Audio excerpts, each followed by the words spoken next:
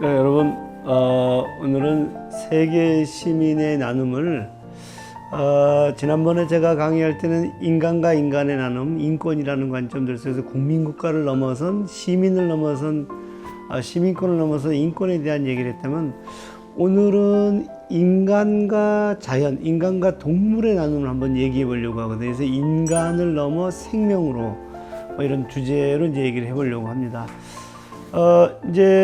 이야기를 할 때, 제가 자연과 동물과 우정을 나누지 않으면 어떤 일이 벌어지는지 하는 이야기부터 시작해 보려고 하거든요. 한국의 2022년 여름에 물이 순식간에 불어나가지고 반지하를 덮쳤거든요. 그래서 그 속에 있는, 가족들이 이제 다 사망을 한 사건들이 있었었죠. 왜 그랬을까?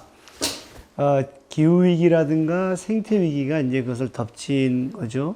자, 그리고 또 우리가 또 최근에 경험했던 것은 뭐냐면 코로나19 바이러스가 인간을 덮쳤죠. 그래서 오랫동안 지금까지도 그 영향을 받고 있는데, 도대체 이것은 왜 그랬었을까 했었을 때 우리가 동물을 착취하고 자연을 착취한 결과가 아닐까, 이런 얘기거든요. 여러분 생각해 보십시오. 돼지가 몇 살까지 사는지 아세요? 돼지는 그대로 놔두게 되면 한 15년까지 산다는 건 거예요. 근데 대부분의 돼지들은 몇 살까지 살다가 죽냐면 6개월만 살다가 죽는다는 건 거예요. 왜 돼지들은 제명대로 살지 못할까? 그 얘기는 뭐냐면, 인간의 입장에서 보게 되면 6개월이 되게 되면 더 이상 크지를 않거든요. 그러니까 성체가 된다는 얘기죠. 그때서부터는 이제 인간은 그것을 비용이라고 생각하기 때문에 그때 잡게 되는 거죠. 그러니까 돼지는 자기의 명대로 살지 못하는 것은 인간이 공장식 축산을 통해 가지고 그의 생명을 어떻게 보면 이제 존중하지 않기 때문이다, 이렇게 볼 수 있다는 건 거거든요.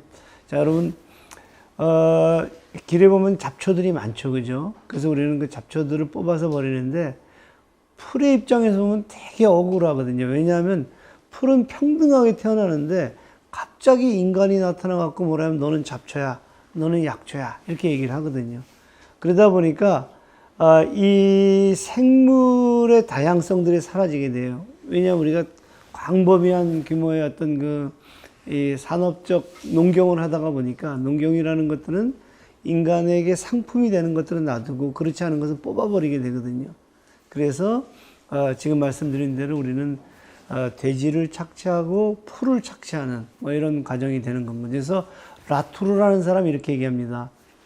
지구 생활의 연속성을 가능하게 하는 것은 바로 생명체들이다. 생명체들은 스스로 수십억 년의 세월 동안 기후, 대기, 토양, 대양을 포함하여 지구 생활을 만들어냈다. 그러니까 우리는, 인간은 어리석게도 그렇게 만들어낸 것을 착취하고 있는 건 거죠. 그러다 보니까 이 자연과 동물이 가만히 있는 줄 알았는데 어떤 어마어마한 반격을 준비한 건 거죠. 그래서 그들의 역습이 생태위기로 나타나고 코로나로 나타나고, 그리고 우리 일상들을 지금 이제 어떤 위험하게 만드는 건 거죠. 그래서 월러스라는 사람은 자연을 상품으로 바꾸고 질병에 대한 생태학적 회복력을 떨어뜨리고 가축과 병원군이 세계를 이동하게 만드는 것은 자본에 의한 생산주의다. 자본주의적 생산은 그 안에 전염병을 품고 있는 게 아니라 그 자체가 전염병이다. 그러니까 우리가 인간이 가장 어떤 이 광범위하게, 그리고 가장 어떤 이 생산력이 높은 체제가 이제 자본주의라는 체제를 만들어놨는데, 자본주의 그 자체가 하나의 세균 덩어리다, 우리를 굉장히 위험에 빠뜨리고 있다, 이런 이제 증언들을 하고 있거든요. 그러다가 보니까 이 자본주의의 무한질주가 오늘날 이 위험을 초래하게 된 것을 우리가 얘기하지 않고서는 안 되겠다 이제 이런 생각이 드는 건가요. 그래서 이제 그 얘기를 좀 해보려고 하거든요. 자, 이제 칼 폴란이라는 사람이 악마의 맷돌 이런 얘기를 했는데 이 악마의 맷돌은 사실은 우리에게 굉장히 좀 상징적인 건데 왜 상징적인 거냐면 자본주의가 악마의 맷돌이다. 천사의 맷돌이 아니라 악마의 맷돌이다. 그럼 왜 이게 악마의 맷돌이냐면 자연을 거기다 갈아 넣는 건가요. 그리고 동물도 갈아 넣고 아까 제가 얘기한 대로 자연의 착취와 동물의 착취들이라는 건 거죠. 그리고 거기다 뭐까지 갈아 넣냐면 인간도 갈아 넣거든요.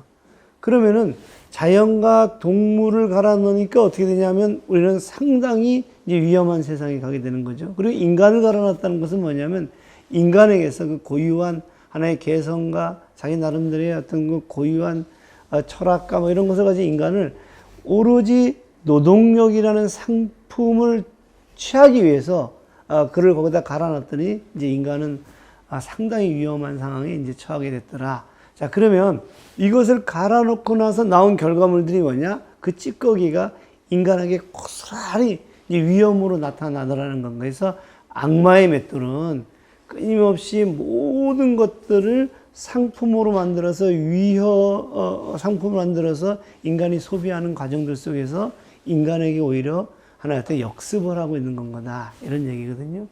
요거를 좀 상징적으로 얘기한 사람은 레이워스라는 사람인데요. 레이워스라는 사람은 이걸 갖고 이것이야말로 애벌레 경제학이다. 자본주의 경제학은 애벌레 경제학이다. 이런 얘기를 해요. 애벌레 경제학이라는 건 뭐냐? 한번 들어보실래요? 우선 지구에서 광물, 금속, 생물 연료, 화석 연료를 뽑아낸다. 이제 뽑아내는 건 거죠. 그 다음에는 이를 가지고 각종 제품을 만들어낸다. 이제 상품을 만들어내는 거죠. 그 제품을 소비자에게 판다. 이제 소비자에게 팔면 그것은 이제 상품으로 산 건 거죠. 그러면 그 소비자는 그걸 갖고 어떻게 돼? 제품을 사용하고 빠른 시간 안에 버린다. 이런 건 거죠. 그러니까 애벌레 경제학이라는 건 뭐냐면 애벌레가 온통에 있는 자연들을 이렇게 먹는 거죠. 이렇게. 먹고 나면 그것을 어떻게 돼요? 그것을 소화하고 그리고 나서 빠른 시간 이제 버리는 거죠. 이게 일종의 이제 이 똥이 되는 건 거죠. 근데 그 똥은 어떤 일들을 벌어지냐? 인간을 위험하게 하느라. 뭐 이제 이런 건 거예요. 자, 그래서 이것이 이제 애벌레 경제학이고, 그리고 애벌레 경제학에서 우리가 봐야 되는 것은 이 경제학은 악마의 맷돌들을 그 안에 돌리고 있고, 그리고 그 결과 인간을 굉장히 위험하게 빠뜨리는 그런 일들이 벌어지더라 하는 건가요. 자, 그러면 이 위험을 우리는 모를 것 같아요? 알 것 같아요? 다 알거든요. 야, 우리가 이제 이렇게 근대 자본주의가 등장하고 나서 돌진적 근대화, 어마어마하게 이제 그 이윤을 향해서 뛰었던 그 결과 우리는 위험이 온다는 것을 모르는 사람이 없어요. 근데 문제는 뭐냐, 이 위험을, 야, 그것은 그냥 역효과에 불과해. 그것은 부수적인 효과야. 어떤 일들을 할 때 우리는 늘 그 약이라는 게 뭐예요? 우리가 약을 먹게 되면, 약이라는 것이, 어떤 그 부작용이 없는 약은 없다 그러잖아요. 근데도 불구하고 우리가 왜 약을 먹냐면 그 부작용보다도 그 약의 효과 때문에 먹는 거잖아요. 그러니까 우리가 지금 이 지구 속에서 인간과 자연과 동물을 엄청나게 우리가 개발을 하고 성장을 하는 것들은 결론적으로 그것은 하나의 부수 효과에 불과해. 그러고 나서 우리가 맞이하게 되는 위험은 부수적인 효과에 불과해. 그러고 나서 이제 자본주의와 인간은 끊임없이 이제 그걸 확장하는 거죠. 팽창하기 시작하는 거죠. 그래서 이제 위험은 세계화되기 시작한 거예요. 그러니까 이제 일국적인 문제가 아니거든요. 그래서 아까 말씀드렸던 2022년도에 그 반지 합방에서의 그 위험, 그리고 또 이제 이 코로나 바이러스의 전 세계적인 하나의 위험들은 우리가 그동안에 부수적인 효과로 알고 있었는데 그것이 어떻게 되면 전 세계적으로 돌아다니면서 우리를 이제 공격하기 시작하더라. 자, 근데 우리가 이때 주목할 만한 일이 있거든요. 반지 합방에 사는 사람은 누구냐 하는 건 거예요. 그거는 어떻게 보면 이제 빈곤층들이고 하층일 수 있거든요. 그 다음에 바이러스가 공격을 할 때 그 바이러스의 공격에 더 많이 노출된 사람들은 누구냐? 그것은 이제 우리가 요양병원에 있다든가 아니면 하나의 어떤 그 주거 문제들 속에서 사실은 자기를 보호하지 못하는 작업장에서도 밀폐된 공간에서 일할 수밖에 없는 건 노동자라는 건가요. 그래서 우리가 어떻게 되냐면 위험이 하층에 쌓인다. 그런데 놀라운 것은 뭐냐면 위험이 오면 올수록 상층은 손해를 볼 것 같은데 오히려 이득을 보더라는 건 거예요. 왜 이득을 보냐면 위험 자체가 하나의 상품이 되거든요. 자, 그래서 이제 울리 백이라는 사람은 이렇게 얘기를 합니다. 상층에는 부가 쌓이고 하층에는 위험이 쌓인다. 그래서 우리가 이제 보게 되면은 사실은 그 위험이라는 것들은 사실 누구에게나 다 공정하게 영향을 미치는 것이 아니다. 그래서 우리가 재난 불평등이다. 이렇게 얘기를 하거든요. 자, 그러면은 코로나가 오면서 이제 그 위험은 전면화됐거든요. 그리고 그것은 어찌되었거나 계급화됐긴 했지만 아무튼 인간을 위협한다는 것을 깨달은 건 건가요. 자, 그러면 이제는 우리가 인간의 새로운 성찰을 통해 갖고 이 위험을 멈추려고 할 것이냐 했었을 때 어떨 것 같아요, 여러분들? 멈출 것 같아요? 제가 볼 때는 멈추지 않는 이유가 있을 거다. 그것은 뭐냐면 상층은 그 위험으로부터 이득을 얻었잖아요. 그리고 상층은 그 위험에 어떻게 보면 일차적인 책임을 갖고 있지만 그 위험으로부터 안전하거든요. 코로나를 누가 만들었는지, 그리고 하다못해 매년 2,000명씩 산재 노동자들이 사망하지만 처벌되지 않거든요. 그러다 보니까 이 위험은 놀라우리만큼 이 광범위하게 시민들에게 영향을 미치지만 문제는 뭐냐면 그 위험을 만든 가해자들은 안전하다는 거지. 이 자본주의라는 시스템은 안전하다는 건 거죠. 그걸 가지고 아무리 고소를 하고 고발을 하고 법적 논쟁에 들어가더라도 입증하기가 어렵고, 입증하려고 하더라도 법 안에는 이미 조직화된 무책임성, 법제화된 무책임성이 있거든요. 그렇기 때문에 위험은 멈추지 않고 지속될 것이다. 이런 건가요. 자, 저는 이 문제들에 대해서 우리가 그러면 근본적으로 어떤 전환들이 있어야 될 거다. 그러지 않으면은 이 위험들은 지금과 같이 색깔을 달리하고 속도를 달리할 뿐인 것이지 지속될 것이다. 이런 생각을 하게 되거든요. 그래서 이제 우리가 관점의 전환들이 필요하다. 인간이 그동안에 자연을 착취하고 노동력을 착취하고 그리고 동물을 착취했던 그 관점의 전환이 있어야 될 것이다. 그러려면 지금 현재 우리가 알고 있는 관점에 대한 이제 의심을 하기 시작하는 건가요. 지금 현재 우리가 갖고 있는 이 상식은, 그리고 우리가 갖고 있는 이 기준은 정말로 정의로운가? 그리고 이것은 원래 기준이라서 기준인가? 아니면 기준이라고 해서 우리가 기준이라고 믿고 있는가? 이런 얘기거든요. 한번 간단히 제가 말씀을 드려볼게요. 우리가 광주에서 어떤 1980년에 어떤 무서운 일이 벌어졌죠. 근데 그 광주라는 벌어지는 팩트, 이게 사실은 그 사실의 진실은 뭘까 이렇게 물어보면 사람들의 얘기는 다 다르거든요. 어떤 사람은 그것은 광주 사태다. 그건 광주 폭동이다. 광주 민주 항쟁이다. 또 어떤 사람은 놀라운 주장을 하는데 북한군의 일개대대에 의한 국가기도 전복 사건이다. 자, 여러분, 판결이 날 것 같아요? 이것에 대한 믿음 체계들이 달라질 것 같아요. 그것을 믿고 있는 사람들은 소수는 비판을 통해서 성찰을 통해서 학습을 통해서 바뀔 수 있을지 모르겠지만 대부분의 사람들은 자기가 믿고 싶은 대로 믿는 건 거거든요. 그래서 팩트는 하나인데, 사실은 하나인데 진실은 들로 존재한다. 진실 들로 존재한다. 그런 건 거거든요. 그럼 왜 우리는 그 진실 들로 존재할까? 그 이면에는, 진실이라고 얘기하는 그 이면에는 그것을 진실로 만들려고 하는 하나의 어떤 그 권력이 있다는 건 거거든요. 그리고 권력은 단순히 그냥 우기는 게 아니라 지식을 동원해가지고 그것을 그럴듯하게 객관화시키려고 하는 노력들을 한다는 건가요.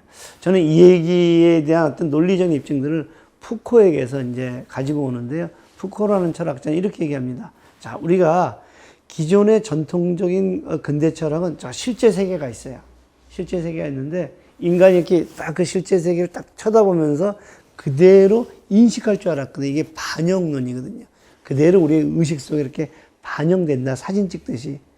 자, 그런데 문제는 뭐냐면 사실은 그렇지가 않더라는 거예요. 아까 광주에서 본 것처럼 광주의 팩트들을 그대로 봤는데 반영되는 게 다 사람마다 다르더라는 건 거예요. 그럼 도대체 왜 이렇게 다를까 했었을 때 인간의 인식과 저 대상 간에 뭔가 하나 창이 끼워져 있다는 건 거예요. 그래서 그 창을 통해서 우리가 보는 건 거지, 우리가 실질적으로 그것을 그대로 반영하지 않더라는 건 거예요. 그 다음부터 또 우리의 고민들은 뭐냐면 내가 지금 바라보는 것은 어떤 창으로 바라볼까? 그 창이 이론이거든요. 그리고 과학이거든요. 우리가 과학이라고 얘기하는 거. 그리고 이론과 과학의 이면에 뭐가 있는지를 그대로 들여다봤더니 뭐가 있냐면 에피스테메라는 무의식 체계가 있는 건가요. 무의식 체계는 우리의 이론과 과학과 어떤 상식들을 만들어내는데 무의식적인 지식 체계거든요. 자, 그래서 우리가 그 무의식적인 지식 체계를 봐야 되겠구나. 그럼 우리가 이론에 있는 것들을 막 파고 들어가는 거예요. 이게 고고학인 거죠. 그래서 이것을 푸코는 지식의 고고학 이렇게 얘기를 하거든요. 자, 그런데 푸코는 한 걸음 더 나아갑니다. 이 무의식의 지식 체계는 그냥 어느 날 갑자기 뚝 떨어지는 게 아니라는 건가요. 그 이면에 뭐가 있다? 권력이 있다는 건가요. 그래서 푸코는 막 파고 들어와서 지식의 고고학을 통해서 밝혀내지만 그 지식의 고고학의 이면을 또 파고 들어가는 건가요. 망치를 든 철학자죠. 파고 들어갔더니 거기에 권력이 있더라. 그래서 이 지식의 이 에피스테메 그리고 어떤 체계화된 말인 담론의 이면에는 또 다른 권력이 있고 이것을 밝혀가는 것들이 권력의 계보학이다. 이렇게 얘기를 하거든요. 지식의 고고학과 권력의 계보학이죠. 자, 그러면은 인간은 왜 그렇게 성장을 해왔을까? 자본주의는 왜 그렇게 이 생산량을 확대해 왔을까? 인간의 믿음에서는 뭐가 있냐면 근대라는 것은, 계몽이라는 것은 끊임없는 성장의 체계인 건 거고, 그리고 성장의 지표인 GDP, 어떤 국내 총생산의 GDP를 가지고 있고, 그리고 이러한 GDP를 통해서 인간이 행복해질 수 있다. 국민을 행복해질 수 있다. 이제 이런 믿음 체계들을 우리가 이제 갖고 있는 건 거죠. 그래서 본질적으로 이것은 뭐냐면, 기본적으로 인간이 중심이 돼서 자연과 이 동물들이라든가 기타의 것들을 우리가 착취할 수 있었던 것은 그것은 진보였고 그걸 통해서 우리가 모두가 행복해질 수 있다는 건 거거든요. 그래서 여기에 가만히 들여다보면 첫 번째 문제는 거기에는 인간 중심주의가 있다. 이런 거거든요. 그래서 우리 기존의 상식은 인간 중심주의를 가지고 본 건 거예요. 자, 그럼 인간 중심주의를 그대로 살펴보게 되면 중세 때는 신 중심주의였거든요. 우리가 생각한단 말이에요. 근데 우리가 생각하지 않고 누가 생각하냐면 신이 생각하는 건 거예요. 그럼 우리는 어떻게 했냐? 신이 무슨 생각을 해야 되는지를 알아내야 되기 때문에 성직자가 그것을 알아내려고 했고요. 근데 우리 인간은 뭘 가지고 있었냐면은 땅을 가지고 있었는데 그 땅도 사실은 하나님 우리에게 빌려준 건 거거든요. 그러니까 하나님이 누구에게 땅을 줬는지, 권력도 마찬가지예요. 우리가 권력은 영주라든가 군주가 갖고 있었다고 생각했지만 그것도 왕권 시소설 신이 줬거든요. 그런데 이제 근대가 되게 되면 나는 생각한다, 그러므로 존재한다. 내가 생각의 주체가 됐고요. 그 다음 두 번째는 뭐냐 하면 모든 권력은 국민으로부터 온다. 인간이 권력의 주체가 됐고 그 다음에 사적 소유권이 등장했거든요. 자, 그러다가 보니까 인간이 중심이 돼서 모든 것들은 이제 다시 재창조해 나가기 시작하는 건 거거든요. 자, 그래서 우리가 이제 동물이라든가 자연의 착취는 너무 당연한 거로 보는 건 거죠. 우리가 이걸 뭐라 그러냐면 인간 중심주의고 그것을 종차별주의다. 종차별주의다. 자, 그랬었을 때 인간은 그렇게 막 갔었을 때 자연이라든가 동물은 아프다고 막 소리를 칠 거 아니에요. 아프다고 막 소리를 치는데 데카르트라는 사람이 이렇게 얘기합니다. 동물을 죽일 때 인간이 막 소리를 지르잖아요. 그랬을 때 이렇게 하면, 야, 생각해봐. 우리가, 유리잔이라든가 이런 걸 딱 들었을 때 쨍그랑하고 깨지지. 동물들이 아프다고 막 신음소리를 내는 것은 유리잔이 깨지는 것에 불과해. 왜? 그들은 사물에 불과하기 때문이야. 이렇게 얘기를 하는 건 거거든요. 자, 그래서 우리는 인간 중심주의가 어디로 가야 되냐면 모든 생명 중심주의로 가지 않으면, 그래서 자연도 생명이고 동물도 생명이고 생명 중심주의로 가지 않으면 안 된다는 건가요. 제가 지난번에 말씀드릴 때 뭐냐면 나라는 존재는 공동체 있잖아요. 근데 그 공동체 첫 번째 공동체가 가족이고 그 다음에 가족을 넘어서는 것들이 근대 국민국가잖아요. 그래서 가족이었을 땐 천륜에 기반했고, 근대 국민국가로 넘어가게 되면은 우리가 시민권에 기반을 해야 되고, 그 다음에 이 근대 국민국가가 이제 지구촌화되면서 지구촌의 다양한 시민들을 만나잖아요. 그를 우리가 세계 시민이라고 하고, 그 세계 시민의 권리를 우리가 인권이라고 하자. 지난번에 우리는 그동안에 지구 거주인을 뭐로만 설명을 했냐면 인간으로만 봤거든요. 이게 이제 인간 중심주의고, 그리고 이것을 우리가 뭐라고 하냐면 종 중심주의인데 그 종이 인간 종이었거든요. 그리고 나서 다른 종들을 전부 다 무시하고 착취했거든요. 그래서 이제 지금 여기서 얘기하고 싶은 것은 뭐냐면, 야, 우리 이제는 지구 거주인에 주목을 하자. 그리고 지구 거주인에 인간만이 있는 것이 아니라 동물들도 있고 자연들도 있다. 거기까지 이제 확장을 해보자. 그럼 왜 우리가 거기까지 확장을 하지? 그들은 우리와 같은 생명이잖아. 그리고 그 생명이 위험에 처하면 우리도 위험에 처하잖아. 생태라든가 오존층 파괴라든가, 그래서 우리에게 다가오고 있는 바이러스라든가 기후재난이라든가 이런 것들이 전부 다 우리가 지구 거주인들이 함께 행복하지 않으면 모두가 위험할 수 있는 건 거야. 이런 관점들을 이제 가지게 되는 건 거죠. 그래서 제가 첫 번째 이제 말씀드리고 싶은 것은 인간 중심주의에서 생명 중심주의로 관점을 전환해야 된다. 이것이 이제 제가 말씀드리고 싶은 건 거고요. 두 번째는 우리는 그러다가 보니까 모든 목표들을 생산의 목적을 뒀거든요. 생산은 뭘로 연결이 되면 이윤으로 연결이 되고 인간의 편리함으로 연결이 됐거든요. 자, 그런데 그 사이에 어떻게 되냐면 많은 것들이 파괴되기 시작하는 건 거야. 그러다가 보니까 자연도 파괴되고 동물도 파괴되죠.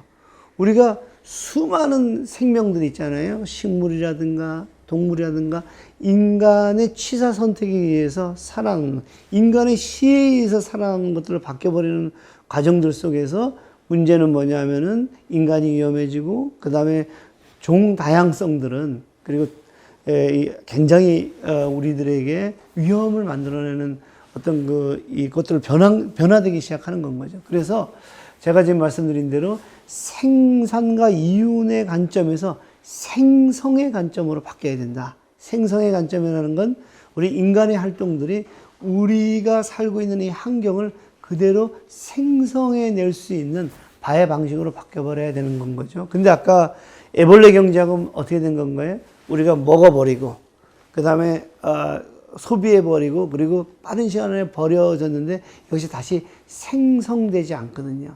그래서 우리 그런 관점들 속에서 다시 한번 이 고민들을 시작해 가야 되지 않겠느냐, 이런 건 거거든요. 다시 이제 브리노 라투르의 얘기를 한번 들어볼게요. 결정적인 방향의 전환은 생산의 확대가 아니라 거주할 수 있는 지구 환경의 유지를 우선시해야 된다. 생성을 돕는 실천, 그 실천들이 이루어져야 되는 거죠. 번영이 언제나 생성에 달려 있었는데도 우리는 성장이 초래하는 파괴를 잊고서 을의 성장을 궁지에서 빠져나오는 유일한 수단으로 이해했다. 우리가 매년 GDP 통계를 내잖아요. 몇 퍼센트 성장했다, 몇 퍼센트 성장했다. 근데 그 몇 퍼센트는 사실은 자연을 파괴해서 골프장을 만들고, 그 다음에 전쟁을 통해 갖고 무기를 판매하면서 얻어지는 것들도 GDP의 성장으로 간 건 거죠. 그러니까 이제 우리가 두 번째 관심을 가져야 되는 것은 방향의 전환, 기존의 상식을 생산에서 생성으로 우리가 고민을 해야 되는 것은 아닌가, 이런 건 거예요. 자, 그러면 세 번째, 우리가 또 이제 고민해야 될 게 있거든요. 어떤 고민이냐면 방향의 전환을 하는데, 상식의 전환을 하는데 우리는 그동안에 생산의 관점에서 그 생산과 관련된 계급에 관심을 가졌거든요. 그렇다면 그 생산의 계급이라는 것은 뭐냐면 어떻게 하면은 생산이라는 과정들 속에서 어떤 쪽은 더 이윤을 추구하려고, 어떤 쪽은 더 임금을 요구하려고 하고, 중요한 것은 뭐냐면 둘 다 목표가 생산이 목적이거든요. 자, 복지국가 생각을 해볼게요. 복지국가의 유지도 어떨 때 유지가 되냐면 생산이 지속적으로 일어나는 건 거예요. 그래야지 분배가 이루어지고, 그리고 소비가 이루어지는. 그러니까 복지국가 자체도 사실 생성의 관점이 아니라 소비의 관점들 속에서 우리는 그동안에 이제 생각을 해온 건 거죠.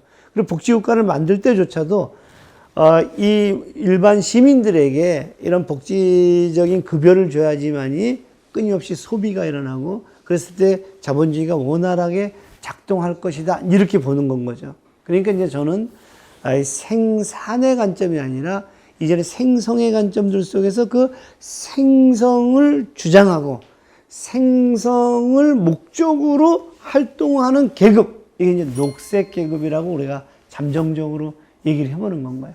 그러다 보면 녹색 계급은 지금 현재 눈에 보이기에는 대단히 소수파거든요. 근데 이 문제로 인해서 고통받는 사람들, 심각한 위협을 느끼고 있는 사람들을 잠정적으로 추산해 보면 잠재적으로 다수파다. 문제는 뭐냐면 아직 이들이 마땅한 이념이라든가 마땅한 정체성을 만들어낼 수 있는 하나의 어떤 그런 조건들 내지는 그런 상황들이 도래하지 않아서 그렇지, 사실은 이들은 잠재적인 다수파고 지금 현재 산발적으로 그들의 어떤 그런 것들이 지금 표출되고 있는 것은 아닌가 하는 건 거거든요. 그래서 생산 조건이 아닌 생성 조건을 기준으로 한 계급의식이 필요하고, 이랬었을 때 새 기준이 이런 관점에서 만들어져야 되는 거 아닌가.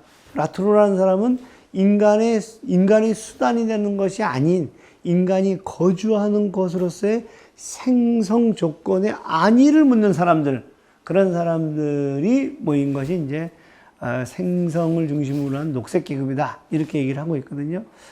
자, 이 마르크스라는 사람이 자본주의를 비판하면서 그가 공산주의를 얘기하죠. 근데 공산주의를 얘기할 때 도대체 공산주의가 뭡니까? 그랬더니 마르크스가 공산주의는 이렇게 된 거야. 이렇게 설명하지 않거든요.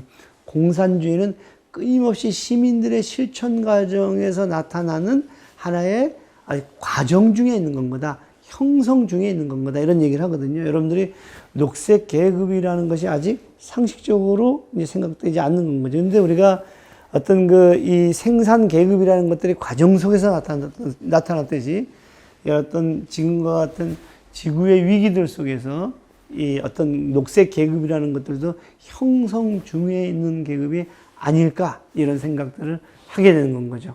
자, 여러분, 다시 한번 정리를 해볼까요? 우리가 이제 변화될 것이 첫 번째가 뭐냐? 첫 번째가 우리가 그동안의 인간 중심주의가 생명 중심주의로 이제 바뀌어야 된다. 이게 이제, 그래서 이제 제가 예전에 저한테 이제 강의 요청들이 지금의 노말한 사회에서 넥스트 노말은 어떻게 되느냐 하는 것들을 제가 고등학교 학생들한테 인간 중심주의에서 생명 중심주의, 그 얘기는 뭐냐면 지구 거주인들 모두를 그들과 동등한 관점들 속에서 공유해야 된다. 이런 생명 활동들을 공유해야 된다. 이런 얘기를 한 적이 있거든요. 그리고 두 번째가 뭐냐면 우리는 생산이 목적이 아니라 생성이 목적이 돼야 된다. 이런 건 거고요. 그리고 그러한 것들을 끌고 가는 주체들은 산업화 시대에 전통적인 이 공동체를 넘어서면서 자본주의의 그 공동체의 주체가 되었던 생산을 둘러싼 그런 관계들, 생산 계급에서 이제는 지금 말씀드린 대로 이 생명 중심의 생성에 관심이 있는 녹색의 가치들을 함께 하려고 하는 그런 계급이어야 된다. 이제 이런 얘기거든요. 자, 그러면 다시 한번 좀 원래대로 돌아가 볼게요. 자, 그렇더라면 어떻게 이것이 가능할 것인가 했었을 때 인간에 대한 상을 다시 한번 잡아야 된다. 우리는 그동안에 호모 이코노미쿠스, 그러니까 자본주의의 인간형은 호모 이코노미쿠스거든요.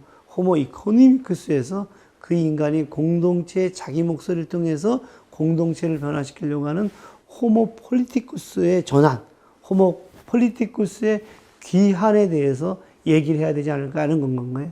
예전에 저희가 아리스토텔레스를 얘기할 때 아리스토텔레스는 인간은 호모 준 폴리티쿠이죠. 정치적인 존재인 거고, 그 정치적인 존재는 공동체에서 좋은 우정을 통해 가지고 하나의 어떤 이 좋은 삶을, 행복한 삶을 만들려고 한 거다. 이렇게 말씀을 이제 제가 지난 시간에 말씀드렸는데, 이제 그런 맥락들 속에서 이야기를 한번 해볼게요. 이 호모 폴리티쿠스하고 호모 이코노미쿠스의 결정적인 차이는, 호모 이코노미쿠스는 우리가 경제적인 동물이다. 생산과 이윤에 관심이 있고 온통의 인간의 합리성들을 이윤 추구에 있는 것이 호모 이코노미쿠스고, 호모 이코노미쿠스는 본질적으로 독립적인 단자로서 합리적인 것들을 갖는다. 근데 세상에 이런 인간이 존재합니까? 근데 우리 이제 호모 폴리티쿠스는 자기 목소리로 공동체에 참여해서 공동체의 변화들 속에서, 그리고 우정의 관계들 속에서 끊임없이 하나의 어떤 그 새로운 생성을 하려고 하는 존재. 이런 것들이 이제 호모 폴리티쿠스다. 자, 목적이 그러니까 호모 폴리티쿠스는 총체적인 삶에 관심이 있거든요. 총체적인 삶의 어떤 그 문제들을 풀어나가는 것들은 호모 이코노미쿠스들의 GDP 경제에 기반한 것이 아니라 근본적으로는 정치가 경제를 호섭하는, 경제가 정치에 인베디드가 우리가 이렇게 녹아 들어가 있다는 이렇게 얘기를 하는데, 그런 관점들 속에서 가야 된다. 아리스토텔레스로 다시 오게 되면은 어떤 그 도덕적이고 하나의 어떤 그 기본적인 자급자족적인 어떤 그런 가정경제가 이제 돼야 되고, 그런 점에서 이 화폐경제, 이윤을 목적으로 하는 그런 화폐경제를 주도할 수 있는 그런 정치적인 동물로서의, 정치적인 존재로서의 인간에 대한 어떤 그런 근본적인 질문들을 우리가 해가야 되지 않겠느냐, 이런 건 거죠.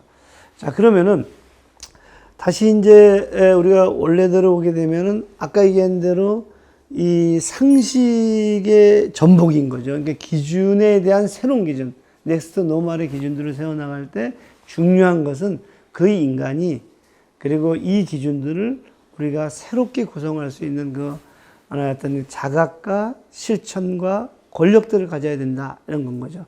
자, 이랬었을 때 제가 제일 먼저 말씀드리고 싶은 것은 뭐냐면, 지금과 같은 하나의 어떤 그 넥스 노멀의 시대에서 제일 먼저 시작해야 되는 것은 위험으로부터 시작을 해야 된다, 이런 건 거거든요. 자, 우리가 이태원에서의 어떤 그런 그 참사들, 그 다음에 아까 그 반지하방에서의 어떤 그런 위험들, 그 다음에 코로나19에서 우리가 만나게 되는 아주 그 어떤 그 재난들을 기본적으로 어떻게 인식해야 되냐면, 그것은 부수적인 효과에 불과해.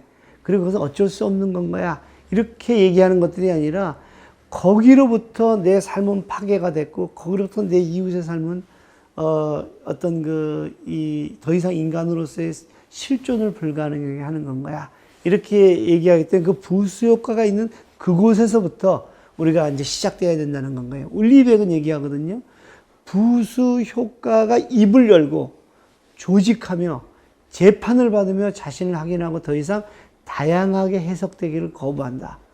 부수 효과가 우리가 그동안에 자연을 파괴하고 동물을 파괴하고 인간을 노동력 상품으로 보면서 노동력을 파괴하면서 온 본질을 그 안에 담고 있다. 그러니까 부수 효과로서부터 우리가 뭘 해야 되냐면 입을 열게 해야 된다. 그리고 그들을 조직해야 된다. 부수 효과를 얘기하는 사람들을 조직하고, 그리고 부수 효과를 둘러싼 다양한 관계들을 재판해야 된다. 그래서 우리가 부수 효과를 그 자체로 해석해야지, 마치 무슨 다양한 것들로 해석하는 것들을 거부해야 된다, 이런 얘기를 하거든요. 울리백은 얘기합니다.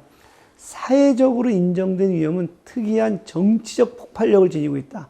이제까지 비정치적인 것으로 여겼던 것이 정치적인 것이 된다. 이제까지 동물이라든가 자연이 비정치적 영역이었거든요.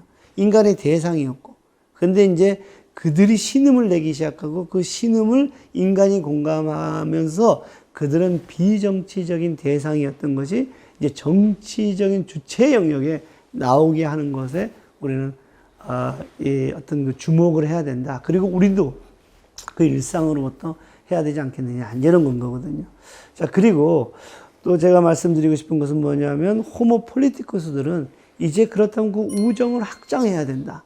근데 우정을 확장할 때 우리는 그동안 어떻게 했냐면, 내 마을에 있는 우정을 생각했거든요. 근데 그 마을에 있는 우정들이 그 다음에 어떻게 국가라는, 근대 국가라는 공동체 시민들의 우정으로 갔고, 근데 그 우정들이 이제 전 지구촌에 있는 인간들의 우정으로 갔고, 이게 이제 인권이었죠.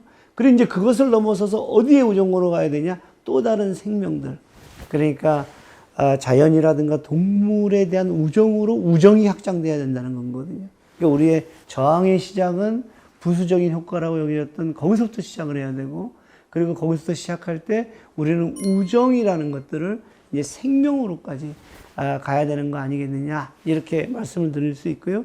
그리고 그런 것을 나아갈 때 우리가 근본적으로 본질적으로 그들의 목소리를 가지고 이 위험에 대해서 말하기 시작하는 것은 그들의 권리라는 거거든요. 그래서 그들의 권리들을, 우리가 갖고 있는 권리들을 이제 확장해야 된다. 그러다 보니까 세계 시민으로서의 권리들을 바라보는 것과 근대 국가의 시민으로서 권리를 바라보는 것과 가족의 일원으로서 권리를 바라보는 건 굉장히 다르거든요. 제가 말씀드리고 싶은 것은 이제 이 위기, 이제 이 새로운 이 넥스트 노멀의 이 시기에서의 권리는 세계 시민으로서의 민감성으로 가야 되는 거 아니겠느냐. 그래서 아리스토텔레스의 폴리스적인 인간은 이제 지구촌이라는 어떤 그 공간들 속에서, 그리고 실천들 속에서 세계 시민이라는 것을 인식하고 그 인권과 생명권을 모든 지구 거주인들의 권리로서 우리가 주장해야 되는 거 아닌가, 이런 이야기들을 우리가 할 수 있다는 거거든요. 자, 그래서 저는 이제 근본적인 시선의 전환, 나는 호모 폴리티쿠스, 그러니까 이제 아리스토텔레스는 쭌 폴리티꾼인 건 거고, 그 쭌 폴리티꾼은 늘 공동체 속에서의 우정을 통해 나의 어떤 이 목표죠. 목적, 인간으로서의 실존적 목적과 행복을 찾아가는데, 이제 나의 정치적인 존재로서 내가 향할 것은 우리 일상에서 만나는 위험이고, 일상에서 만나는 그 위험 이면에 우리가 파고 들어가갖고 그 위험들을 부수효과라고 하나의 어떤 정당화시키는 그 지식과 그 세력들, 그것이 자본이 될 수도 있고요, 제국주의가 될 수도 있고요, 우리 일체의 것들을 억압하는 어떤 그런 세력이 될 수가 있거든요.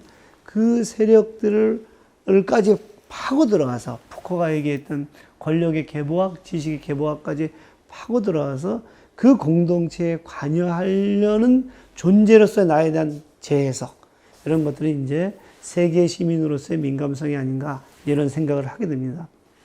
자, 여러분 어떻습니까? 세계 시민이라는 것들이 너무 어렵지 않아요? 너무 힘들지 않아요? 그런데 폴 벤너라는 사람이 이런 얘기를 합니다. 거대한 전복은 침대에서 돌아눕는 움직임만큼이나 간단하다. 그 얘기 뭐냐면, 우리는 그동안에 기존의 상식에서는 계속적으로 생산의 관점에서, 국민국가의 관점에서 쳐다봤거든요. 근데 이제 우리가 탁 돌아놓고 뭘 보냐면 생성을 보고, 지구촌을 보고, 그리고 이제 그동안 보이지 않았던, 대상으로만 보였던 생명들을 보기만 하면, 그런 인식을 갖기만 하면 전환이 시작된다는 거거든요. 그렇게 전환은 그렇게 돌아눕는 것만큼 쉬울 수가 있다. 문제는 뭐냐면 그렇게 돌아눕는 것을 우리가 지금 하려고 하는, 알물하려고 하고 결단을 가지고 있느냐, 이런 문제들인 건 거고요. 그리고 돌아눕는 그 행위가 호모 폴리티쿠스로서 어떤 이 인간의 아주 실존적인 문제가 아닐까.